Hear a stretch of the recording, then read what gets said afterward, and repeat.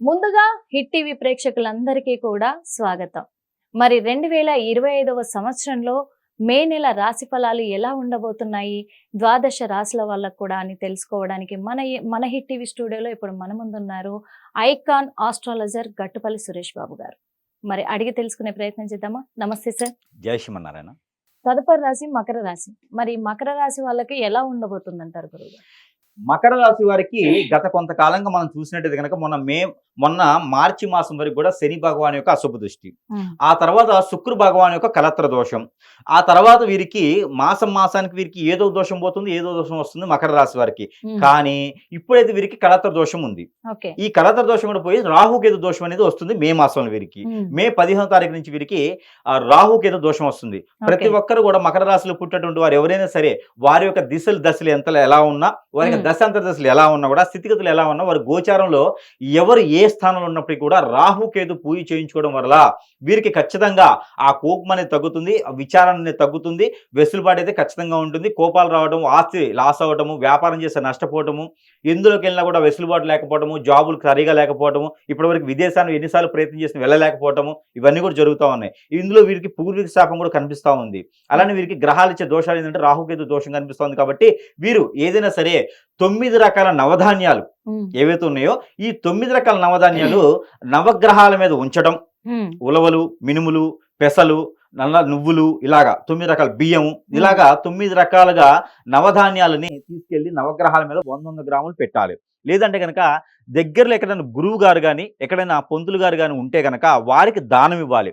దానం ఇచ్చే రోజున కాలికి నమస్కారం చేయకూడదు. ప్రతి ఒక్కరు గుర్తుపెట్టుకోవాలి. ద్వాదశ రాశుల వారందరూ కూడా మనం ఏదన్నా పంతులు గారికి దానం ఇచ్చాము అంటే ఆ దానం ఇచ్చిన రోజున కాలికి నమస్కారం చేయకూడదు. ఇది అందరూ గుర్తుపెట్టుకోవాల్సిన విషయం. అలానే తేనె ఒక 100 గ్రాములు, నల్ల నువ్వులు ఒక 100 గ్రాములు కూడా దానం ఇవ్వచ్చు.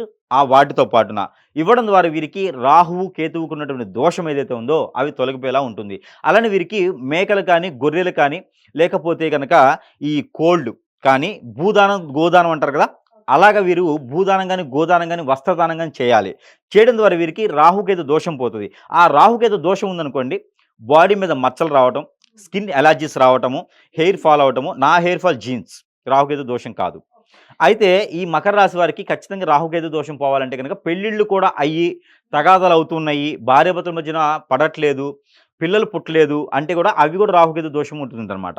అలానే ఇవన్నీ కూడా తొలగిపోవాలనుకుంటే కనుక ఖచ్చితంగా వీరు ఆ రాహుకేతునికి సంబంధించినటువంటి ఏదైతే ఉందో అటువంటి మనం చెప్పినటువంటి దోషానికి సంబంధించినటువంటి చేయాలి. అలానే చలిబిడి, ఈ రాహుకేతులకి చలిబిడి చాలా ఇష్టం అనమాట. అలానే నాగపడిగల దగ్గర కానీ, లేదంటే పుట్ట దగ్గర కానీ, లేదా కుమారస్వామి, సుబ్రహ్మణ్య స్వామి దగ్గర కానీ వీరు చలిబిడి ఏదైతే మనము బియ్యం పిండి బెల్లం పాకంలో చేసేటువంటి చలిబిడిలో సజ్జలు ముందు రోజు నానపెట్టుకొని ఒక 100 గ్రాములు, 1/4 కిలో సజ్జలు నానబెట్టుకొని తెల్లవారిన తర్వాత ఒక గుడ్డలో కడితే స్ప్రౌట్స్ అవుతాయి, చిన్న చిన్న మొలకలు వస్తాయి. ఆ సజ్జల్ని పెసరపప్పు, సాయిపప్పు అంటారు, ఆ పెసరపప్పుని ఈ చలివిడిలో కలిపేసి నైవేద్యం పెట్టేసి ఆ నైవేద్యాన్ని చాలా మందికి, ఎంతమందికి అంతమందికి ప్రసాద రూపంగా స్వీకరించినట్టయితే వీరికి రాహుకేతు దోషం కూడా తొలగిపోతుంది. అలానే ప్రతిరోజు కూడా సూర్య నమస్కారాలు అనేది వీరు ఖచ్చితంగా చేయాలి. సూర్య భగవానుడికి నీళ్లు ఆజ్ఞివ్వాలి.